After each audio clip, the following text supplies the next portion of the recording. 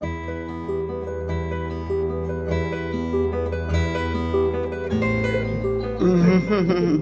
ben.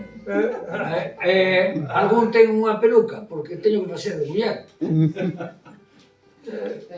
Pero bueno, non pasa nada. É do Manuel. É igual. É do Manuel. Ben, Isto que se chama non sei como se chama isto da memoria. Isto é unha taberna como a nosa ou é unha taberna? isto non é unha taberna porque aquí non hai vello, pero aquí tamén se pasa ben. Non, é que teño un agasallo para eles para facernos... sí. Eu quería ir mandarnos con eles. Temos aquí... Eu quería facer unha...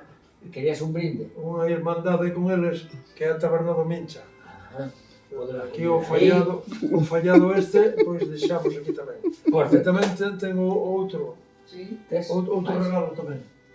É para facer as tortillas, non sabes? Para darlle a volta as viradeiras esas. Aquí hai unha viradeira esa, e deixámosla aquí para a taberna daqui de... Para a xente do fallado. Fallado. Moi ben. Estás en todas, Ángel. Sei que tal me queda a peluca. Guapísimo. Estou enfermo, pero aguanto. É difícil empeorar. Aguanto. Veña. Porque a primeira lectura se vai desenvolver na tenda dunha muller que se chama Eulalia.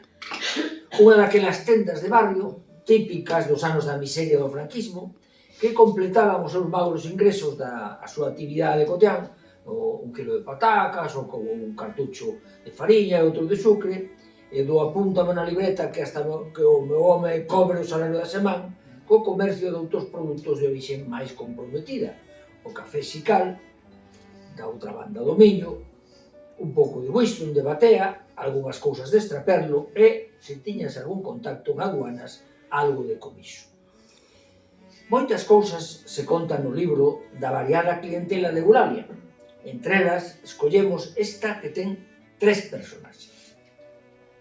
O señor Amaro, inspector de Facenda, un home baixiño e osudo, de pelo negro engomado peiteado para atrás, que lle daba a cara unha expresión cruel, suliñada por un onipresente bigotiño fino, case un trazo de lápis dos homes do réxime. A señora Pilar, unha muller grosa, que gusta da froita e de falar a destempo. E, por suposto, dona Eulalia, a tendeira. Na escena, dona Pilar e Eulalia, están aquí as dúas, e entra o señor Amaro e saluda a concorrencia. A los buenos días. Buenos días. Le veo muy poca fruta, Eulalia. ¿No le quedan pavillas? E antes de que Eulalia pudese contestar, abre a Pilar a súa bolsa da compra e ensínale ao señor Amaro a cobizada froita. Leve, meu señor, leve esa froita, que está deliciosa. E ahora dice Eulalia, disculpe, don Amaro, me acaba de llegar y aún no he tenido tiempo de ponerla en el mostrador. ¿Cuánto le pongo?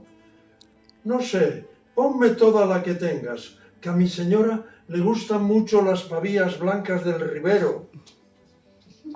Sae pola porta o señor Amaro.